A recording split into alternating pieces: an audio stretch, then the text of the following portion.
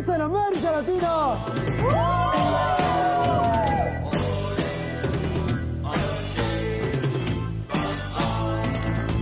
El 30 de julio de 1988, la Feria del Hogar, que en ese momento se encontraba en pleno auge, acogió a 3 bandas en sus escenarios. Que en paz descanse Carreño, Eructo Maldonado y Voz Propia, a quien acabamos de ver en escena. Ese fue un momento crucial, pues fue la primera vez que este tipo de bandas se enfrentaban a un público más o menos comercial o mainstream. Finalmente, el concierto terminó abruptamente por una serie de incidentes, lo que obligó a los organizadores a cancelar las siguientes presentaciones. Ese fue uno de los últimos grandes conciertos de la llamada movida subterránea, que para esos años ya mostraba signos de declive. Pero, ¿cómo empezó esta movida subterránea limeña, que años más tarde dejaría una huella indeleble en el rock hecho en el Perú? Vayamos a conocer esa historia trasladándonos a la década de los años 80. Acompáñenme, porque esto sucedió en el Perú. 1, 2, 3, 4.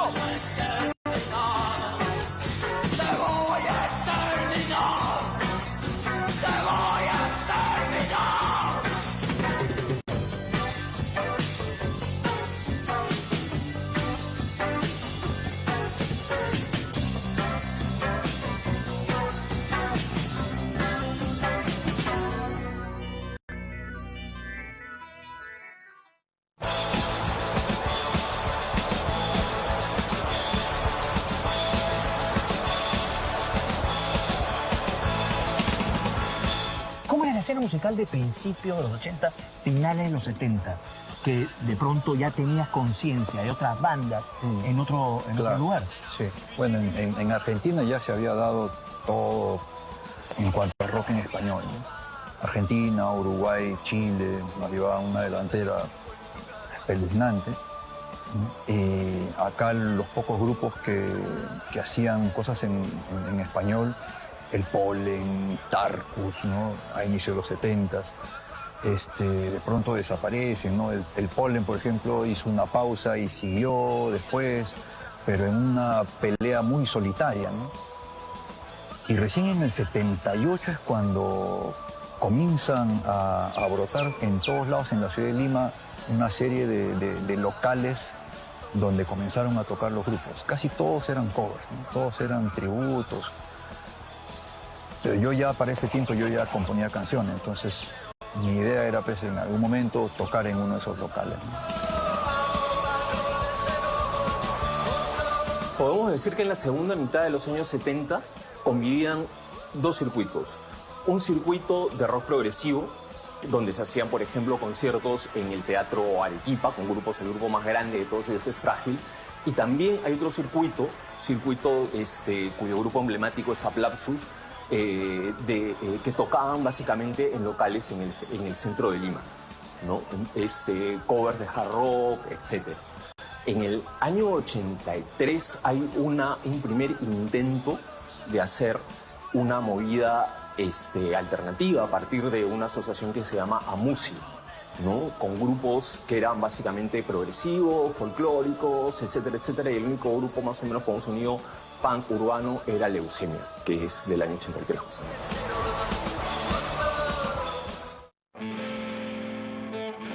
En los 80, el retorno a la democracia no trajo consigo la bonanza económica esperada. La importación de discos era complicada y la radio no difundía géneros de rock alternativos. Como señala la investigadora Fabiola Basso, solo unos pocos jóvenes, principalmente de sectores acomodados, tenían contactos en el exterior y podían traer nueva música. Martín Berninson, batero de Anarquía, fue uno de los primeros en importar y difundir el punk en Lima. El punk llega al Perú a partir de Martín Berninson, un chico del colegio Roosevelt y sus amigos. Él es una de las primeras personas en tener las grabaciones de los Sex Pistols, y en el año 78 él forma un grupo que se llama Anarquía, que es el primer grupo peruano con intención de hacer punk rock. Básicamente tocan covers, no tocan temas propios, ¿no? Como señala Shane Green en su libro Punk y Revolución, mientras que en Estados Unidos o Europa los álbumes de punk eran producidos por disqueras como Dischord, SST o Alternative Tentacles en vinilos, en el Perú el género se difundía principalmente a través de cassettes, ya que era más barato. Una persona que también recoge la posta y tiene una labor magisterial sumamente importante es Fernando Boyal, Cachorro, ¿no? A partir de Cachorro y a partir de otra persona, José Eduardo Matute, la gente se empieza a escribir con grupos del extranjero y a hacer un contacto directo con gente del extranjero. Entonces esa va a ser otra fuente posible de música. Pero para 1975, 76, la explosión del punk, 77, etcétera, o sea, eso ya estaba de alguna forma en el mundo y tiene que haber llegado acá, ¿no? E influido. Yo creo que Leucemia tampoco estaba ajeno a eso, ¿no es cierto? O sea, ¿cómo Sí, claro. conoces un poco la movida punk en el mundo? Debe haberte también llamado la atención. Sí, claro, eso con la explosión que se dio en el 76, 77, no fuimos ajenos a ese estallido, ¿no? Y de hecho se sumó a lo que ya nos gustaba, ¿no? O sea, a lo que ya me gustaba, ¿no? O sea, yo siempre voy a amar pues, a Bowie, a Lou Reed, a Jethro Tull, a Pink Floyd, ¿no? Y esto se sumaba, era una nueva corriente que se estaba sumando, ¿no? Pero venía con una cosa, una carga bastante joven, o sea, que apelaba a una nueva generación, pero también con una carga contestataria, social, política. ¿Eso también te llamó la atención? Claro, sí, pero no tanto eso, porque yo ya venía pues, con toda esta onda contestataria de los 50, de los 60, Dylan, los hippies, ya había toda una movida política ya muy fuerte, ¿no? Los punk simplemente eran chicos más jóvenes nomás que estaban dando justamente este discurso con un poco más de rabia, ¿no? Para 1983, las noticias de las matanzas producto del conflicto armado interno como las de Lucanamarca o Uchurajay ya eran conocidas ampliamente en Lima. La violencia generaba un ambiente de caos e inseguridad que se sumaba al desorden de una ciudad con una profunda división social. Había pocos espacios donde jóvenes de distintos estratos podían interactuar. La música era uno de esos pocos lugares donde las barreras sociales se desdibujaban. Básicamente llega a partir de una clase media con acceso a la cultura que se está haciendo pues, en Estados Unidos, en Inglaterra. Hablo de fines de los 70, principios de los años 80. Hay otras vías también por las cuales llega la música, ¿no? Una de las vías, por ejemplo, que es muy importante, porque en realidad nos educó prácticamente a toda una generación, este programa de Gerardo Manuel, ¿no? Esa también es una vía importante. Ahora bien, a principios de los años 80 también ya empieza a haber mucho tráfico de cassettes y de discos usados, etcétera, etcétera, en el centro de Lima. Entonces, como que la cosa es más democrática. El término subte puede interpretarse de diferentes maneras, pero la esencia del hazlo tú mismo es común. Los jóvenes producían sus propios fanzines, es decir, revistas editadas por aficionados. Organizaban sus conciertos y producían sus propias maquetas, grabaciones en cassettes de sus versiones musicales. Tampoco hay consenso sobre cómo denominar a los subtes. Algunos los llaman movida, mientras que otros, como Fabiola Basso, prefieren usar escenas, ya que no había una visión única, sino que eran diversos actores que se reunían en ciertos momentos para tocar.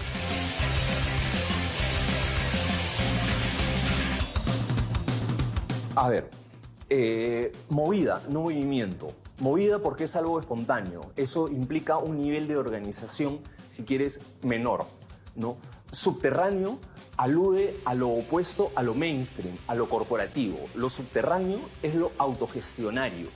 Quizá de ahí también venga la raíz punk, ¿no? Del hazlo tú mismo.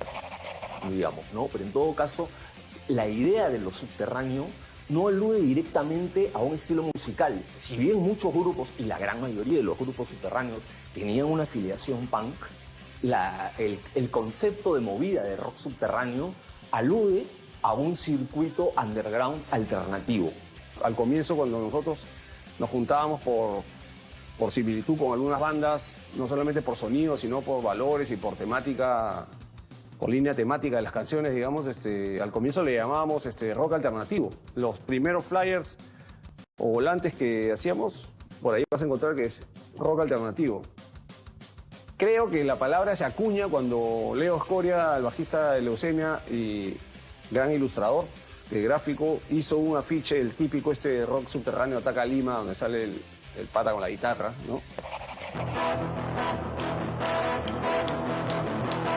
5 bandas lideraron la primera camada de la movida: Autopsia, Guerrilla Urbana, Escuela Cerrada, Narcosis y Leucemia. Venían de distintas zonas de la ciudad, pero compartían espacios para expresarse musicalmente. La pionera fue Leucemia, fundada en 1983 por Leopoldo Leo Escoria La Rosa y los hermanos Gustavo y Daniel. Una pequeña mención, ¿no? ¿Diciendo Entonces, qué? No, que íbamos a tocar en tal sitio. Y después nos dedicaría un artículo y cosas así, o sea, cosas que no pasaban con otras agrupaciones.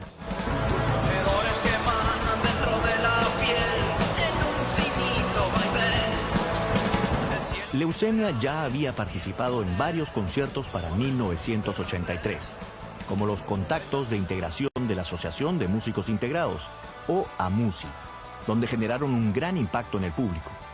En el primer número de la revista Ave Rock de junio del 84, se señala que la banda dividió al público literalmente en dos, entre quienes los aplaudieron y quienes los insultaron.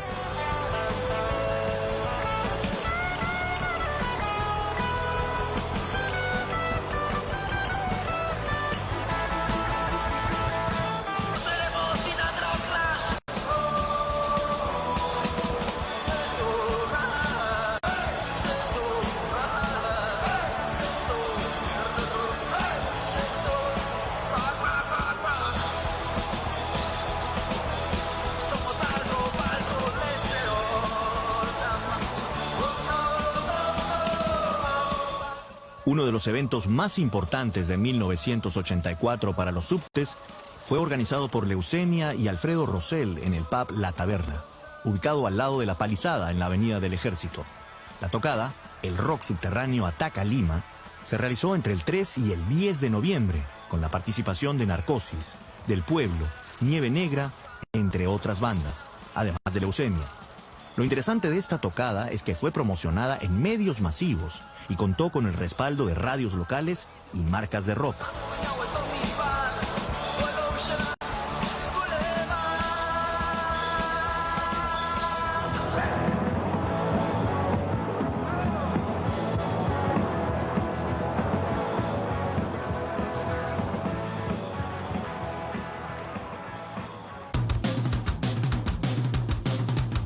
...1985 fue un año de mucha relevancia para la escena, ya que se lanzaron dos producciones que marcaron el inicio.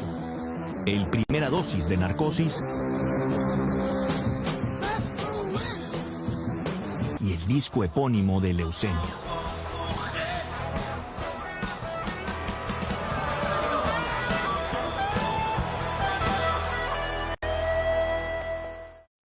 ¡Grabando!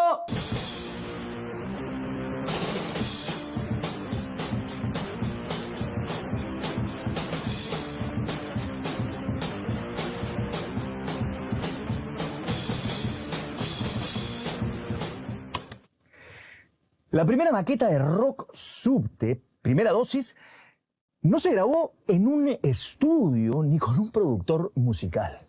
El propio Huicho se encargó de grabarla en una grabadora Sony con algunos micros para registrar todos los instrumentos. Y luego ensambló las pistas en una maqueta master en un simple Walkman de la época. Ese es el DIY, el hazlo tú mismo en su máxima expresión. Un, dos, tres, va.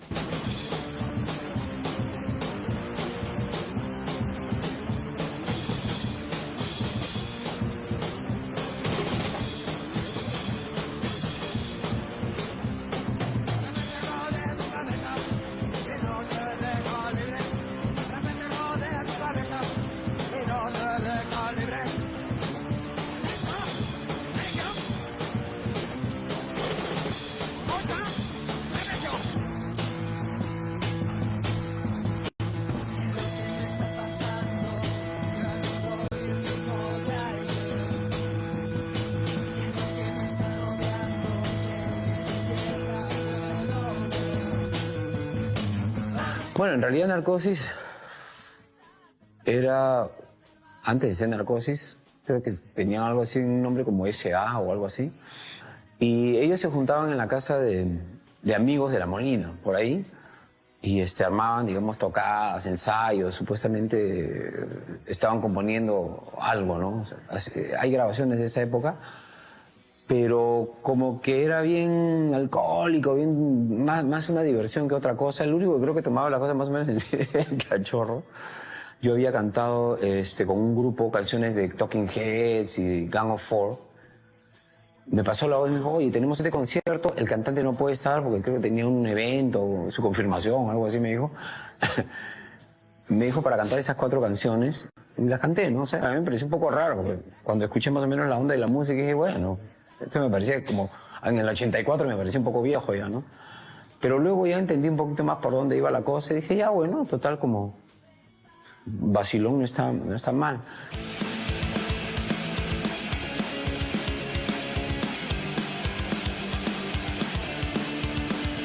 En un fugaz periodo de solo un año, la banda Narcosis, formada por Jorge Pelo Madueño en la batería, Fernando Cachorro Vial en la guitarra y posteriormente Huicho García en la voz, dejó una huella imborrable en el rock peruano.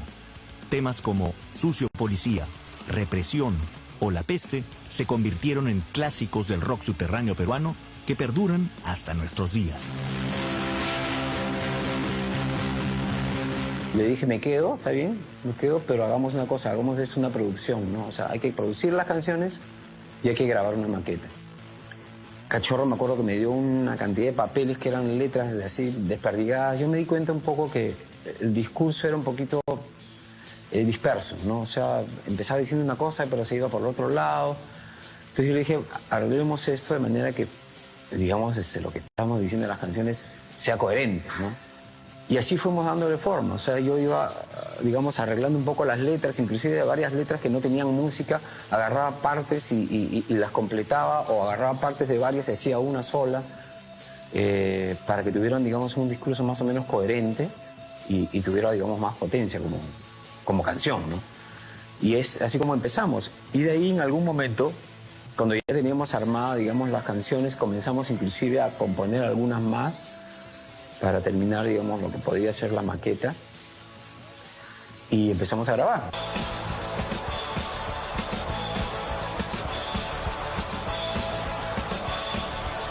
Meses después, otra de las bandas fundadoras, Leucemia, sacó su primer álbum.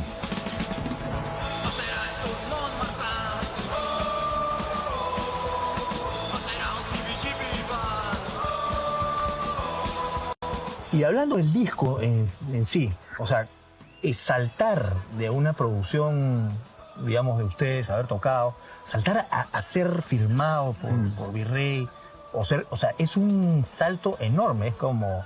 Sí, son los Pistols en todo caso. es la cerecita que le faltaba a nuestro pequeño pastelito, ¿no? Porque en realidad fue todo, como te digo, muy, muy rápido, ¿no? En el 83 comenzamos a tocar, 84 fue todo un reventón y el 85 ya estábamos sacando discos, ¿no? O sea, algo que no le pasaba pues a ninguna otra banda, ¿no?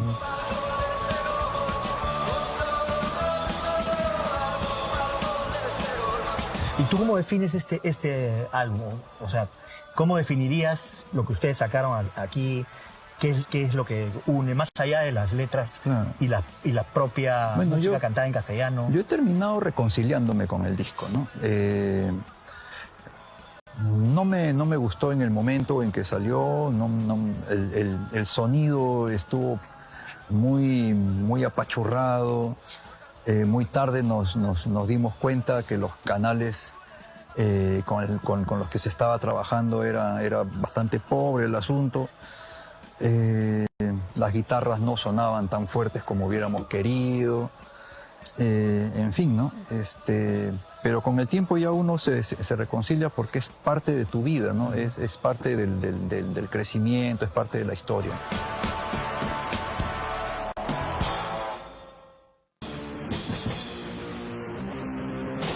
En tanto los conciertos continuaban organizándose, gracias a los contactos de Jorge Acosta de la Banda del Pueblo, varios grupos subte participaron en el concierto Rock en el Río Rímac del 17 de febrero de 1985. El evento contó con la presencia de bandas como Leucemia, Escuela Cerrada, Guerrilla Urbana y Narcosis. Pese a que tuvo un inicio prometedor, el evento se truncó debido a un incidente, donde incluso hubo disparos al aire. Ocurrió luego de que Narcosis tocara su ya conocida y polémica canción Sucio Policía.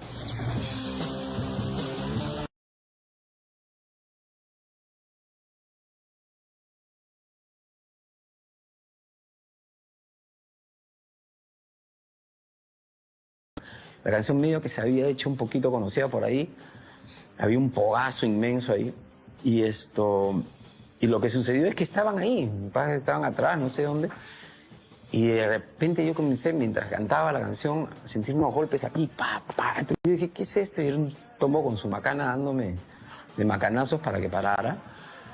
Entonces alguien de la organización me lo ha quitado de encima, y en esos pocos segundos me di cuenta de la situación, ¿no? O sea, la gente estaba enardecida, tombos, no sé qué. Entonces, para cuando, digamos, sucedió todo esto, yo lo que hice fue, en 2 segundos, agarrarlo al cachorro y decirle, vámonos acá. Así que para nosotros fue una correteadora, efectivamente. O sea, corrimos por lo menos 5 o 6 cuadras hasta que nos subimos así al vuelo en un micro. Y era un chongo, ¿no? O sea, yo veía que la gusanera, antes de bajar, vi que la gusanera estaba llegando, tirando balazos al aire, y la gente comenzó a dispersarse. Entonces dijimos, corramos, salgamos acá.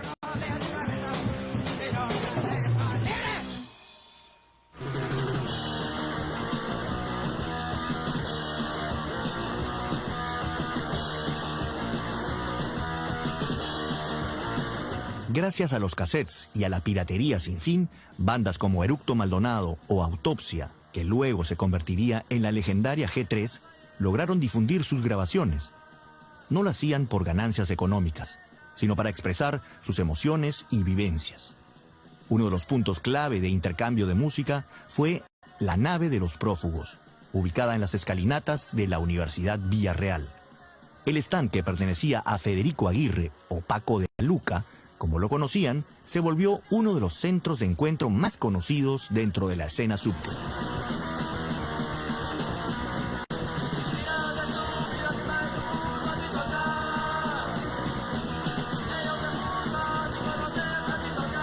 En esa época, mediados de los 80, donde obviamente no existía internet, el único medio de difusión de la música eran los soportes físicos, ¿no? Con la radio, desde esa época, sin darle mucha bola a lo que se hacía en la música rock nacional, el soporte principal eran las llamadas maquetas o demo tapes, que eran cassettes grabados caseramente, con portadas en fotocopia, con grabaciones hechas en ensayo de una sola toma. Y esa era la forma de difundir la música, ¿no? A medida que la movida subte ganaba fuerza, los conciertos se hacían más numerosos. En 1985, la reportera Patsy Adolf de ATV cubrió la caótica tocada en la concha acústica del Parque Salazar.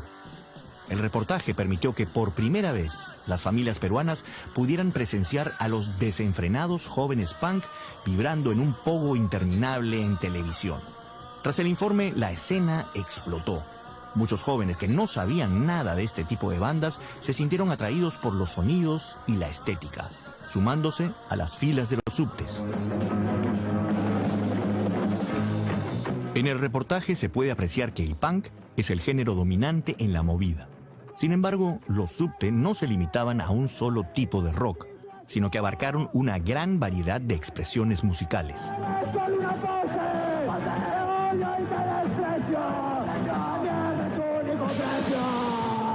Dentro del fermento de la escena subterránea sí puede verse que hay distintos estilos musicales. Una de las líneas que a mí me parece que es, aparte del punk, una de las más reconocibles y también a nivel de calidad más destacables, es la línea post-punk, ¿no? En donde está pues Voz Propia, Lima 13, Salón Dada, ¿no?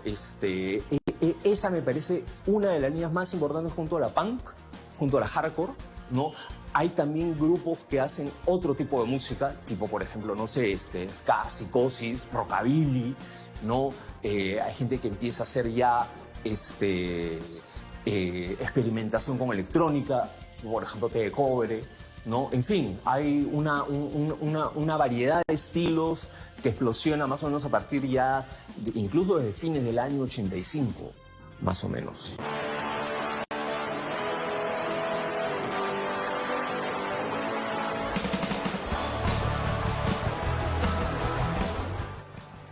Los distintos sonidos de la escena subte se fueron consolidando en el Split Volumen 1 de 1985, que incluyó temas de Leucemia, Escuela Cerrada, Guerrilla Urbana y Autopsia. Para 1986, una nueva camada de bandas emergía, plasmando su sonido en el Split Subte Volumen 2, con grupos como Flema Rock, Éxodo, Eructo Maldonado, Delirios Crónicos, SDM, entre otros.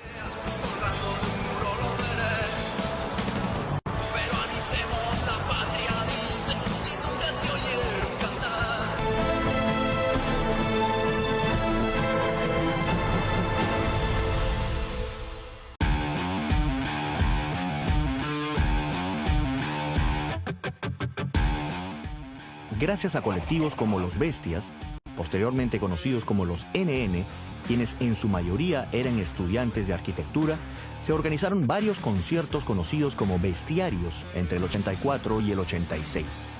En estos eventos, Los Bestias elaboraban escenografías, carteles y otras exposiciones. Además, invitaban a bandas subtes para complementar las jornadas culturales, creando así una retroalimentación artística. El hecho, por ejemplo, de tocar, ya no en festivales, también había otros locales cerrados. Hemos hablado del Carnaby, por ejemplo. Ajá. ¿Qué otros locales habían? El Popular Magia también, por ejemplo. Claro, ya habían, comenzaron a salir sitios ya que eran como que los perennes, ¿no? Tipo el Helden, ¿no? Donde se dio el gran concurso, ¿no? Organizado por la revista Esquina, por Franklin Jauregui, en fin, o sea, y comenzaron a brotar locales donde solamente daban cabida a estas bandas, ¿no? En Villa El Salvador, en Comas, en San Martín de Porra. Entonces la cosa se difundió muy fuertemente, ¿no? El No Helden, ¿no? Que es el local en donde se realiza el concurso de rock no profesional, ¿no? Donde tocan pues un montón de grupos, ¿no? En el año 87, 88. Magia, que también es un sitio de encuentro, en donde también hay conciertos post-punk, conciertos hardcore, conciertos punk, en fin, de distintos estilos. La Jato Hardcore de Barranco, ¿no? Donde yo organicé conciertos también. El Hueco de Santa Beatriz, que era el cuartel general, digamos, de Eutanasia. Otro de los lugares que yo mencionaría sería también las escalinatas de la Villarreal, la nave de los prófugos, ¿no? Que era un puesto justamente de fanzines y de maquetas, que también era un centro de reunión.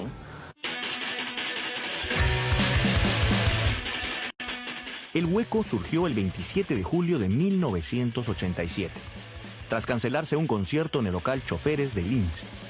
Pepe, bajista de Eutanasia, propuso tocar en una casa de su familia a medio construir en Santa Beatriz. En poco tiempo, este lugar se hizo conocido como El Hueco y se convirtió en la base de bandas como SDM, Excomulgados y Eutanasia, cuyos integrantes venían de distritos populares como La Victoria, Comas o San Martín. De otro lado, en enero del 88 se abrió la llamada Jato Hardcore en Barranco, alquilada a la familia de 2 miembros de la movida. Ambos locales tuvieron una existencia breve. El Hueco cerró a principios de los 90. mientras que los conciertos en la Jato Hardcore terminaron en junio de 1989, tras un incidente con la policía debido a una botella lanzada a una casa vecina. Cuando comenzó G3 ya, después de Autopsia, sí yo recuerdo con cariño y porque fue de lugares donde tocamos muchísimo y lo gestamos nosotros, los Reyes Rojos, el Colegio de los Reyes Rojos en Barranco, y después lo que fue la Jato Hardcore, ¿no? Entre el 88 y 89. Pero por lo demás tocábamos en cualquier lado, ¿no? Donde hubiera posibilidad de armar algo, ¿no? En estos locales se organizaban tocadas incluso en momentos en los que había toque de queda debido al terrorismo. Por esta razón, los eventos solían terminar a las 11 de la noche. Asistir a los conciertos resultaba siendo una experiencia llena de adrenalina, al desafiar el peligro de ser arrestado por violar el toque de queda.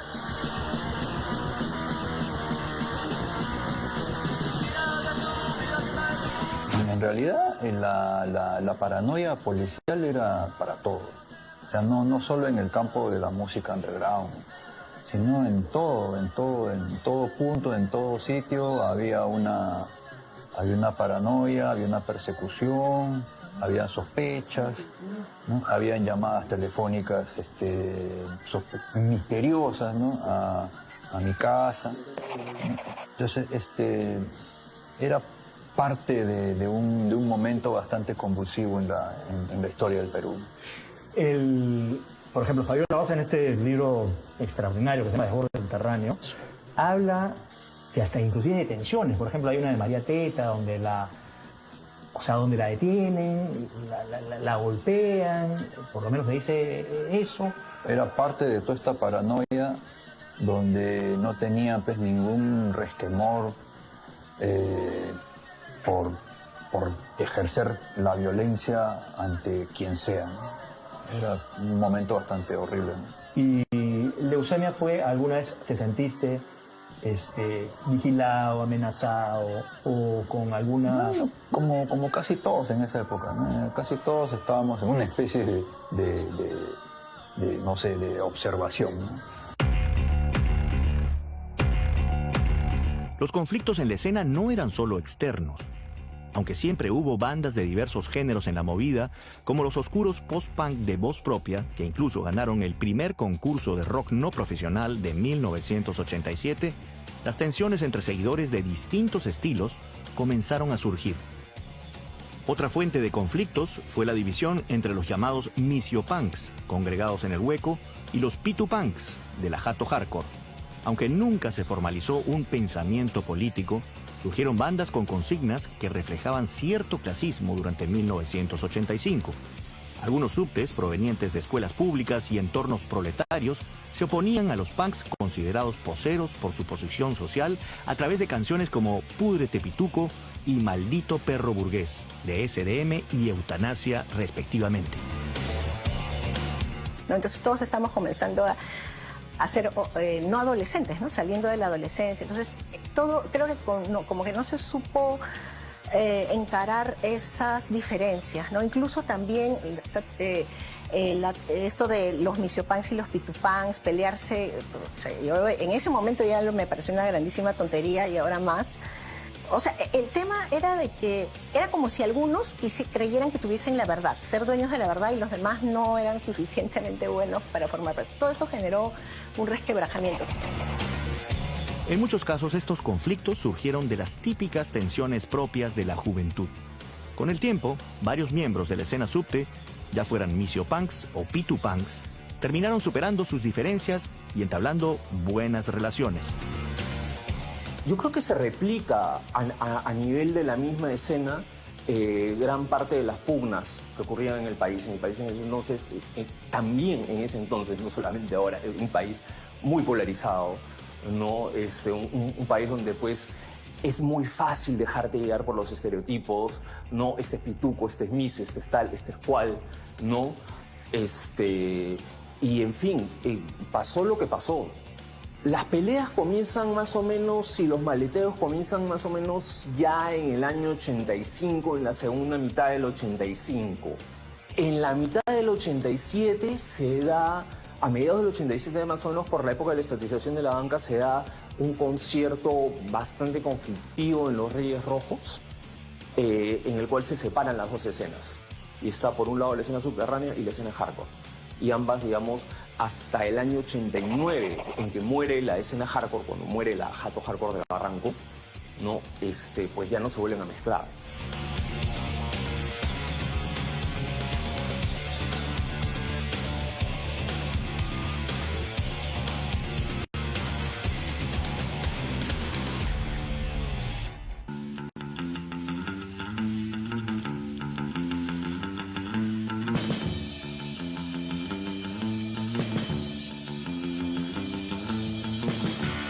A finales de los años 80 y principios de los 90, el país atravesaba una gran crisis económica. Los conciertos cada vez eran de menor calidad. Por ejemplo, Carlos Torres nos cuenta que en una tocada en el Campo de Marte en diciembre de 1989, las bandas se vieron obligadas a tocar sin pausa debido a que se iba la luz de improviso. En ocasiones, no había ni plata para alquilar equipos.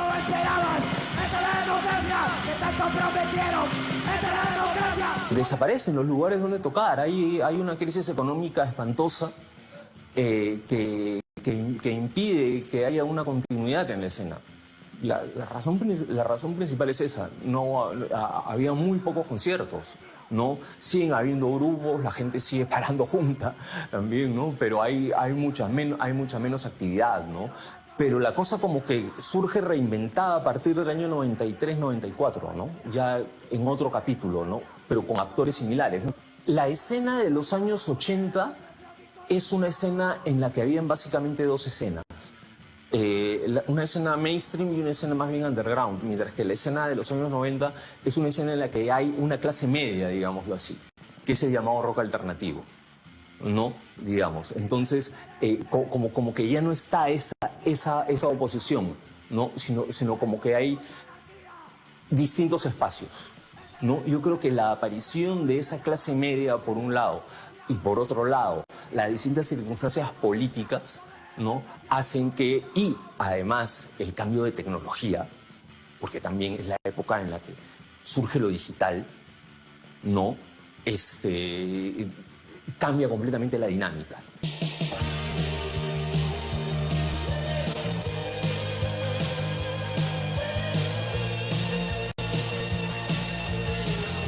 Pero hay quienes piensan que también, por ejemplo, hay un crecimiento de alguna personas dejan la adolescencia y de pronto comienzan a tener otros gustos musicales. El mismo Pelo deja Narcosis, comienza a hacer otras bandas con otros gustos musicales. Bueno, y G3 también comienza a hacer pero más que dentro de la cosa grande. Más que otros gustos musicales era seguir avanzando, ¿no? Seguir explorando, seguir ejerciendo ese papel que antes no nos dejaban ejercer, ¿no? Que es el papel de jóvenes, el papel de atrevidos frente al arte, el poder hacer más cosas en un campo donde ya estábamos viendo que sí podíamos hacerlo. O sea, sí podemos hacer música en un sitio, en un país donde no se te permite mucho hacer ese tipo de libertades, ¿no? De no tener esas libertades, ¿no?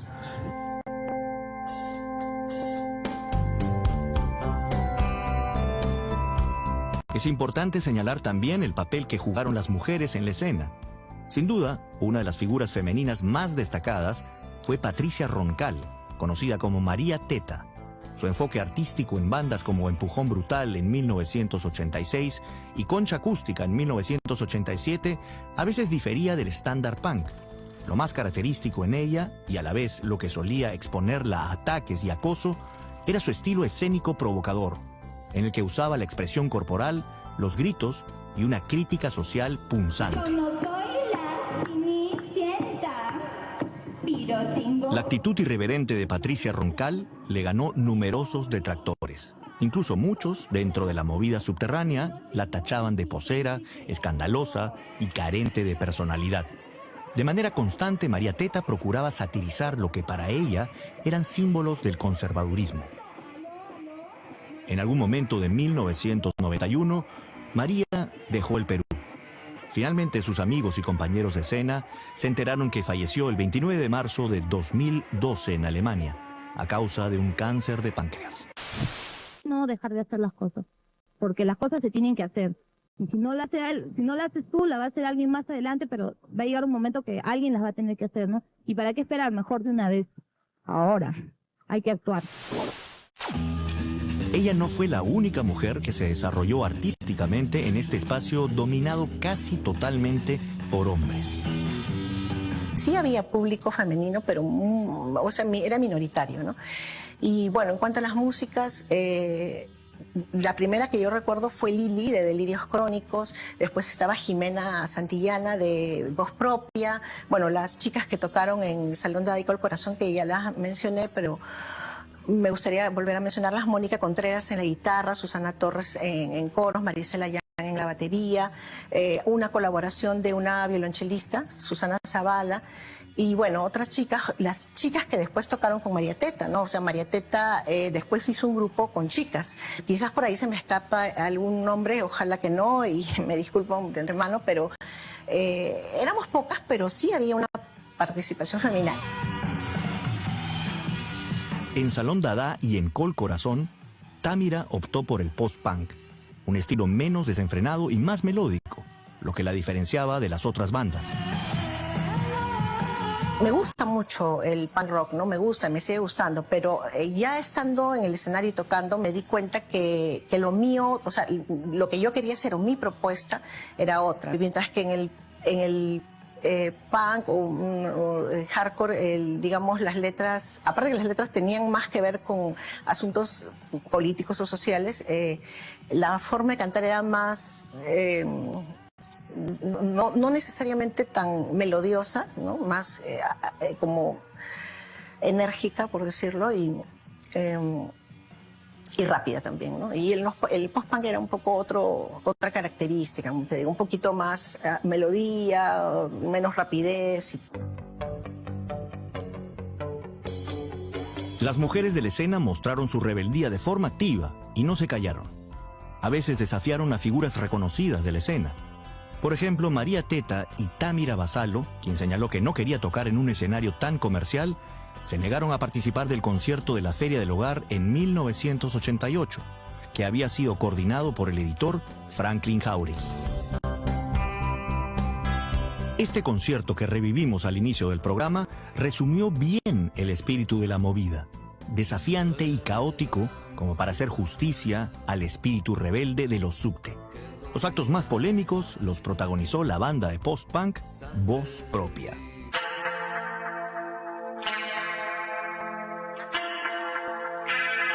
Cuando Voz Propia terminó la última canción de su set Hacia las Cárceles, Miguel Ángel Vidal, el vocalista, tenía preparada una sorpresa que dejó perplejos a los cientos de asistentes al concierto, entre ellos al empresario organizador Frank Griffin. ¡Esto es La Paz que está aquí!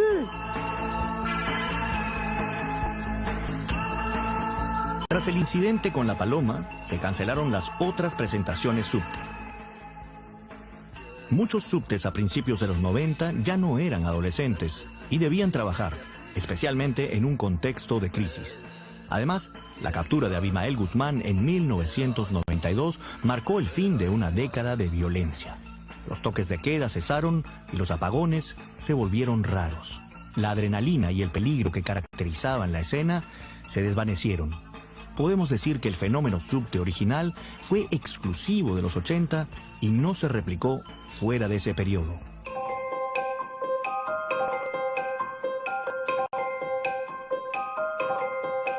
Lo que sucede es que los 80 fueron una promesa de democracia que no se cumplió, ¿no? Y eso es algo que se vio muy claramente a principios de los 80, cuando ya surge Sendero Luminoso, viene una crisis económica pues tremenda, etcétera, etcétera, ¿no? Es decir, esa coyuntura de violencia política y de crisis política, económica y moral es clave para entender los valores que propugna el rock subterráneo. El rock subterráneo nace como una reacción frente al status quo. Es un grito de protesta frente a esa situación, es un grito de indignación.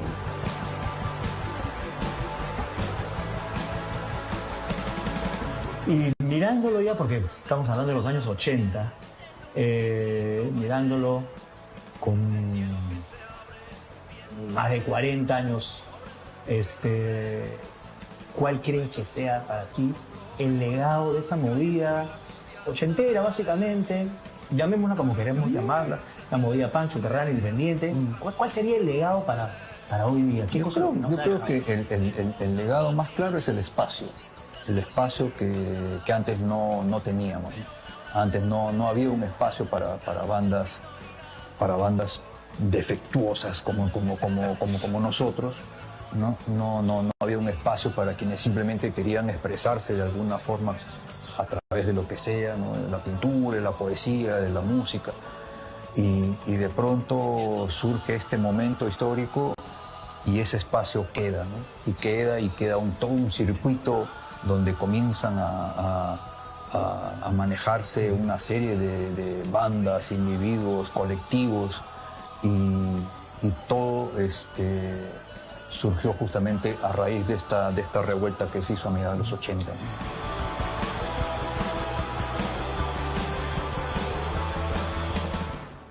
Probando, 1, 2, 3. Aunque el rock no esté en su apogeo hoy en día entre el gusto de la gente, el movimiento subte fue parte importante en un contexto histórico muy específico de la Lima de los años 80 y también posteriormente del Perú. Quienes fuimos testigos de ese movimiento, lo que nos ha dejado es ese espíritu rebelde, contestatario, que se manifiesta de múltiples formas, sobre todo artísticamente. Y quizás también nos ha dejado el hecho de que no es necesario ser un virtuoso para manifestar tus vivencias, tus experiencias, tus críticas y tus mensajes a través de la música. Y hoy también puede hacerse. Lo único que necesitas quizás es un micro y hacerlo tú mismo.